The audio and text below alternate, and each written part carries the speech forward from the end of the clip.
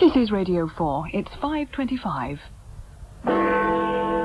David Owen is refused informal talks by the Samaritans. Hundreds of people worried whether they'd filled in their census forms correctly are shocked when the forms are sent back with "See Me" written on them. The report that 1 in 6 children are bullied at school is dismissed by the NUT with a sort of contemptuous smirk. And Princess Diana urges more people to hug Prince Charles.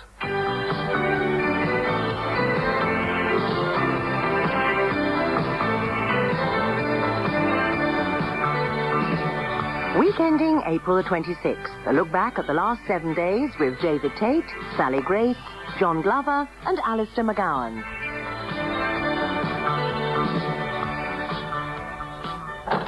Roy, Neil, great news about the new council tax. Oh, marvellous, Brian. You mean you've come up with a series of highly detailed, carefully thought-out refutations of each of its indistinct and manifestly unjust components? Not exactly, no. Oh, what then? I thought up a new name for it. New name? Yeah, well, I was getting tired of calling it the son of rates and the stand-on-your-head tax and the mongrel tax. Well, how about this? The new Tory council tax is a crossbreed tax. A bit like the mongrel tax, really, isn't it, Brian? But all right, how about the illegitimate offspring of criminal parentage tax? After all, it does combine the worst elements of both the rating system and the poll tax. It's still a bit samey. Well, all right, well, how about calling it the slightly frayed umbrella tax? Sounds good. What does it mean? Well, it means that the new tax is made of a sort of spindly metal that always bends when the wind blows, and that flimsy black nylon that takes ages to dry. Yes, but it isn't, though, is it? Isn't it? Oh, bother. Britain under the Conservatives and the council tax. The North-South divide. The North, land of low tax, thriving new businesses, golden beaches and purple-headed mountains. Free money lying around in the street, beautiful girls and fast cars for everyone. Oh, thanks, Mr. Major. The South. Tax of £500 for breathing. A barren wasteland of burning shells of shops and communities. Everyone wearing Ratner's jewellery. Illiterate waifs and murder and crime. We're going to have to seriously consider changing our vote at the next election, Mr. Major. We've gone crap crazy at Radnor's jewellery stores with literally pounds on the price of shoddy tosh and rubbish you wouldn't even expect to see in a Christmas cracker. This beautiful paperclip brooch with the gold paint flaking off, just $9.99. These silver rings made out of milk bottle tops with individually finger-pierced holes, sprinkled with hundreds and thousands, a snip at $9.99. We're literally throwing it away. These scrambled up bits of newspaper coloured in with crayon make a dandy pair of cufflinks. This bin liner full of old potato peelings, baked bean tins and used tissues makes the perfect tiara. And my old Y-fronts painted silver are ideal for occasions when you want a pair of silver-type Y-front thingies. Shop at Ratner's. I give you crap, you give me money. I get a villa in Spain with a swimming pool and jacuzzi and loads of totty gagging for it. Not bad, eh? Hello, I'm Gerald Ratner. I'd like to buy a ticket on your British Rail intercity service. Yes, of course. You've seen our advert, have you? The one where a couple of extremely relaxed and contented passengers have room to stretch out and snooze in an almost empty but spotlessly clean and fragrant carriage, while happy, smiling staff deliver drinks as if nothing was too much trouble as the train speeds effortlessly and silently through unspoilt countryside? That's the one. I do hope it hasn't put you off too much. Well... Because what really happens is that hordes of scabby people who block the aisles with bulky luggage and noisy, incontinent, snot-ridden children are packed like condemned cattle into carriages that smell worse than a Turkish rugby team changing room, laced with old fag ash, and are littered with broken polystyrene cups. While Sally, incompetent staff only break off from locking the bar to hassle you for having the wrong ticket. As the overflow from the blocked toilet mingles with spilt coffee and runs over your feet, while the train stops at regular intervals for you to admire the slag heaps. Oh, thank goodness for that. Give me a season ticket immediately. And now, Prince Charles gets controversial about something. This week, Shakespeare. You know, a lot of people say, Shakespeare, that's just a lot of old twaddle. How can it be relevant? He can't even spell. But no, there's a great deal all of us can learn from these plays. Take King Lear, for instance. A fine description of what happens when the king goes barking mad and everyone has to gang up and get rid of it. Oh, no. Hold on. Here we are.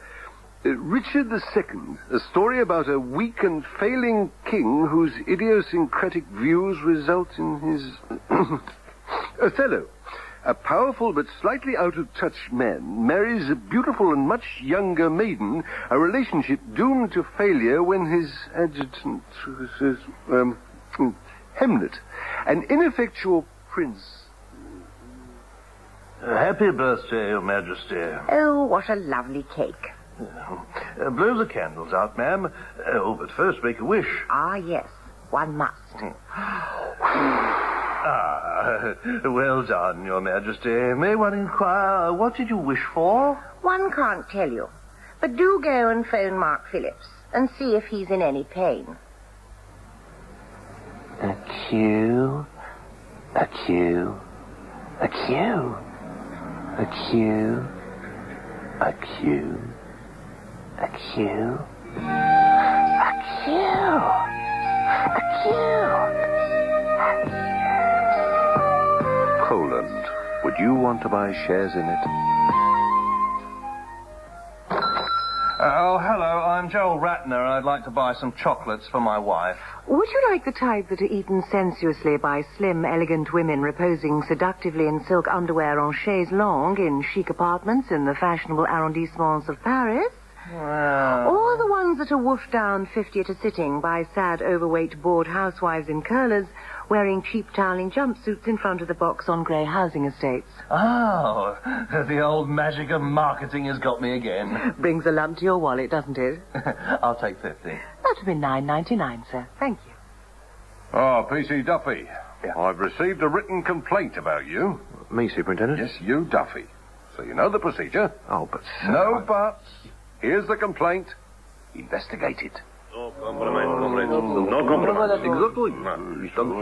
Nothing you have said so far, Mr. Pavlov, will get us Soviet miners back to work. Nothing? Nothing. I have hidden a large number of 1,000-ruble notes in the coal seams of your mine. You have? Yes, and just beyond those rich coal seams, there is a layer of the most delicious food. Bread, potatoes, Chelsea buns. And beyond that, there is perestroika paradise, democracy, freedom, 501 gins, Coca-Cola. No, he is bluffing us. It is all rubbish. We will not start digging again. You won't? Yes. Okay, tomorrow I'm going to kill Mikhail Gorbachev. Any chance of a grave? Sure. We start digging right away. Right to work, boys. Okay, comrades, the next speaker is Mr. Gorbachev. Fellow Soviet citizens. Resign! What for? I haven't said anything yet. No, but it's bound to be bad. Resign! No. Yes, resign. Okay, I'll resign. Good! After you pass me these 2 powers I want. Well, let's hear them. No, that's the first power I'm after. The power not to announce what powers I want. Well, okay. So, I've got all the powers I wanted. I guess so. Good. Right, resign! Oh, but comrade, I cannot. The second power on my list was the power never to have to resign. Dagnabbit, that Gorbachev's done it again. From the studio which brought you the story of Jim Morrison in The Doors comes the heartrending story of another pop star who lived fast and died young in Oliver Stone's The Wurzels. Mel Gibson is Adge Cutler, the original frontman behind the popular West Country comedy trio. I want to fight the system, ooh-ah, and free the kids by forming some sort of pop-type band, specializing in stereotypical yokel comedy songs, Alice. Yeah, good idea. Right on, man. See his rise from the gutter, through his scrumpy and straw-sucking addictions to the height of his fame, reciting poetry at Shipham's Strawberry Fair. I have got a brand new combine harvester, and I will give you the key. With Meryl Streep as the girl he picks up on the way home. Oh, Adge, you're such a rebel and a poet. Or... Oh, watch out for that tree! Oh, Adge, you're meant to get famous before you pointlessly die. O.R. Still, I'll lead the band to national stardom for a brief period, and who knows, one day, Where Be That Blackbird 2 will be used for a Levi's advert or margarine or something. but probably not. Don't miss the Wurzels. Although obviously it isn't the same as seeing the band live or anything. Tamir Hassan, the Kurdish leader, has a rare psychological complaint. He has the memory span of a goldfish. Last week, he was being napalmed by Saddam. And this week... Saddam, how's it going, mate? The only real difficulty with this complaint is he couldn't remember who Saddam is. Sorry, wrong person. I'm only the tea lady, love. Until this Thursday, when he actually met Saddam. Pleased to meet you, Tamir. Here, I know who you are. You're that guy with the mustache. You're that Graham Souness character, aren't you? How's the cock? No, I'm Saddam Hussein. Oh, pleased to meet you. My name is, Thingamajig. All right. Now, what do we do with the Kurds, Thingamajig? Well, first things first. What's your name? Saddam Hussein. Ah. No, to the issue of the enclave. Oh, I remember you. You're that Lech Wałęsa bloke, aren't you? No. I bombed your people. I treated them inhumanely and caused them all to flee their homeland. I've just remembered. Last. I think I forgot to turn the iron off. Oh.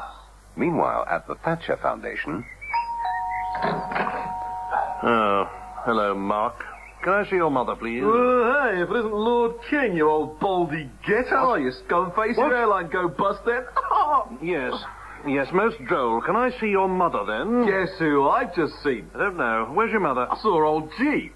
G? Yeah, Georgie, Porgy, Pudding and Pie, Bushy, Wushy, you know. Because I went to stay with him, right? And I said, hello, and you know what he said? He said, Mark, you're the best mate I've ever had. Please use the White House as if it were your own domicile.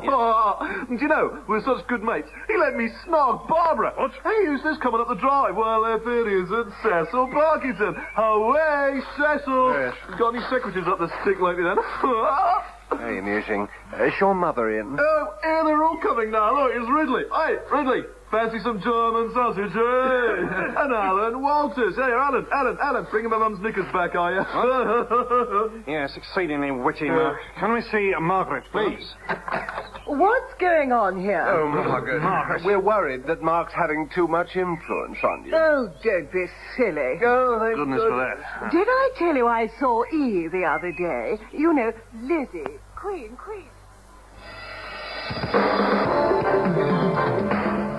And welcome to Caesar's Palace, where we're watching Evander Holyfield defending his world heavyweight title against a dead corpse. And for those of you listening in colour, Holyfield's in the black trunks and the corpse is in the pinewood veneer fox. Jim Watt, what a sensational comeback by the 200-year-old. Yeah, incredible. He certainly kept his chin well protected. Holyfield hasn't been able to get past his excellent mahogany guard. I guess you'd have thought that one punch of the coffin would be flat in his back, but Holyfield stood up, obviously concerned about the corpse's renowned left hook and lethal smell. Well, that's the end of the round, and the coffin's just staying out there in the middle. Obviously very confident, Jim. Yeah, he is. That's different from Holyfield's last fight against the somewhat younger MFI Wardrobe, which capitulated within 10 seconds of the first round. And Holyfield limps out for the ninth, and the coffin seems to be hurt. He's got a slight scratch above the right handle, and a sensational scene here. The coffin's corner have thrown in the towel, obviously worried that the scratch might turn into a full-scale polish removal. Yeah, still, what a great effort by the double centenarian. It just shows you're never too old. And he's made a pretty penny, too. Or at least, his estate have. Wise words there. And now Prince Charles gets really controversial about something. This week, education. Hello. Why can't all schools in modern Britain be run more like mine was? In the morning, boys would arise at 6:15 a.m. and run in their pants alone around the rain-swept paddock. At breakfast, boys would wear shorts over their pants while they ate, and then strip down to pants and a singlet to fag for the older boys, training them to serve in later life. The afternoons would see boys in their pants or a singlet, scampering over a blasted moor or headland, pursued by coast guards or mountain rescue teams who, if they caught them, would cane them and steal their singlets, but not their pants. At night, boys would lie without pants or shorts, wearing only a brief singlet upon hard stones or spikes, singing the pants and singlet song before falling asleep. A simple system of fees of some description would easily accommodate the expense incurred. News just in. Boxing promoter Ambrose Mendy, having been found guilty of fraud, says he's still awaiting the verdict of the other two judges and hopes to win on a split decision. The Staffordshire vicar who insisted a grieving mother should use the words gave his life rather than lost his life on her son's gravestone was today informed by his bishop that he has given his job. Following British Airways' failure to give away 5,000 seats free, the company denied that these were the ones next to the man who is always sick. And the man arrested for possession of £20,000 worth of heroin at a guest house in Banbury, Oxfordshire, was today let off after magistrates tried spending a night at a guest house in Banbury, Oxfordshire. Life for the Canals. They're plump, they're patriotic and proud of it. They come from Basildon, and above all, they've gone for a day out. So, Ian McLaurin, you're the chairman of Tesco. Yes. How do you justify your £1 million pay rise? Oh, well, it's not actually a pay rise as such. I just collected a lot of abandoned trolleys at the weekend. It was brilliant. Come on, boys! Faster, faster! 3 more tower blocks and we'll have tea break. Oh, now, this is good to see. Oh, Mr. Becker, what a pleasant surprise. Now, let me say that I just hope these Palestinians appreciate what you fellows are doing for them here on the West Bank. What's he talking about? These 300 houses, 2 synagogues, and a kosher karaoke bar. So, Jim, what gives? Well, it's Middle East Peace Conference. How about we hold it here, on the West Bank? Say, over there?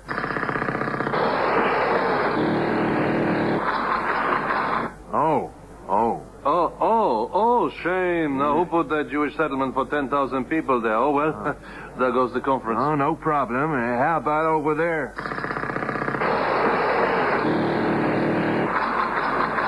Oh, dear. I do hope this won't stop the conference. Oh, no problem. My hotel room is free. Well, it was a minute ago. Well, there's the back of my car. A century ago, a visionary Frenchman had a dream. A dream to rebuild the Olympic Games once held on the sun-kissed slopes of ancient Athens. Now, at last, his vision is about to be realized in Manchester 2000. So come to Manchester, where our groovy club scene beckons. Flared jeans are literally sweeping the streets. And why not sample some of our distinctive local hallucinogens, ensuring your evening goes with a swing and with a huge Paisley rhinoceros. Safer entertainment is available in Salford at the daily demonstrations of local drizzle, or at Trafford Park Industrial Estate, where you can picnic by the toxic effluents, or marvel at the precision of the synchronised tanker deliveries. Olympic visitors will be housed in specially converted accommodation. So whether you prefer a disused cotton mill or a disused cotton mill, Manchester's got it. We think our bid's pretty watertight, even if our weather isn't. Manchester, soaked in tradition. Well, soaked anyhow.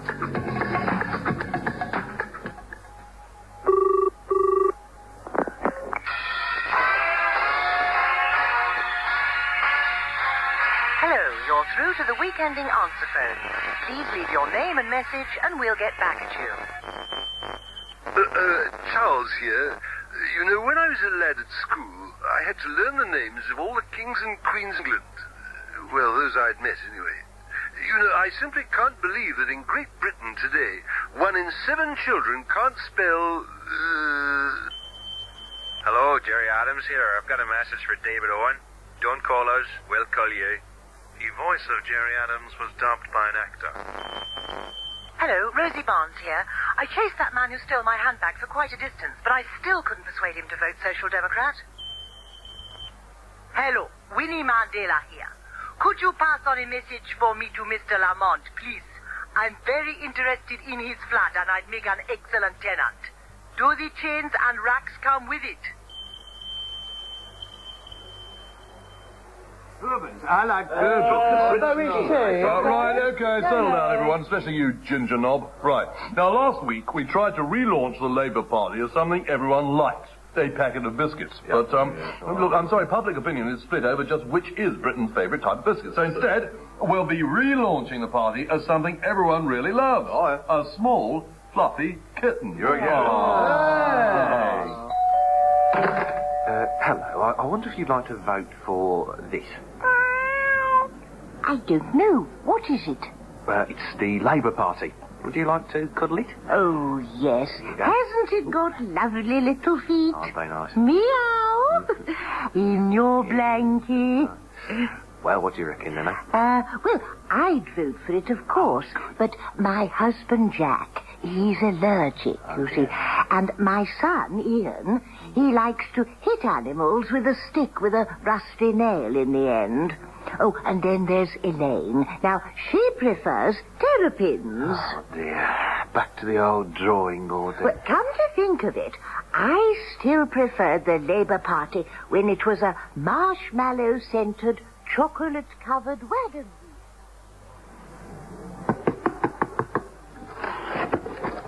Oh, hello. London City Census Enumerator. Could I ask you how many people are occupying this box? It depends. What on? Is that old geezer at the back still breathing? Nah. 6-ish. Yes, and how many rooms? Well, 1. But there's a muesli box conservatory. Oh. Any qualifications? I've got a degree in common sense from the University of Life. So have I. Oh, by the way, you got any more of the census forms? My feet are bloody freezing. Got any change? And now here is next week's news. The weekend. The woman who completed the last 22 miles of the marathon on a broken leg says she first realized something was wrong when she spent 3 hours going round in circles. Monday, the dyslexic man, named as the AA's top signwriter, says he's delighted, but surprised, as he thought he was working for the RAC. Tuesday. In France, where monkeys are being trained as home helps for the elderly, householders complain that they spend all their time making Brooke Bond PG Tips tea. The therapist who says that yoga can help prisoners relax says it can also help them fit inside their cells. Wednesday, at the annual conference of Neighborhood Watch coordinators, delegates view the proceedings from behind twitching curtains. At the funeral of Paul Brickhill, the author of World War II escape stories, as a mark of respect, mourners fill the grave with earth concealed in their trousers. Thursday, the vicar who held his Sunday service in a working men's club complains about the constant calls to bring back the stripper during his sermon. Friday, after council health workers in Bournemouth go round parks encouraging couples to practice safe sex, several senior citizens ask if it's all right if they wait till they get home. And that is the end of next week's news.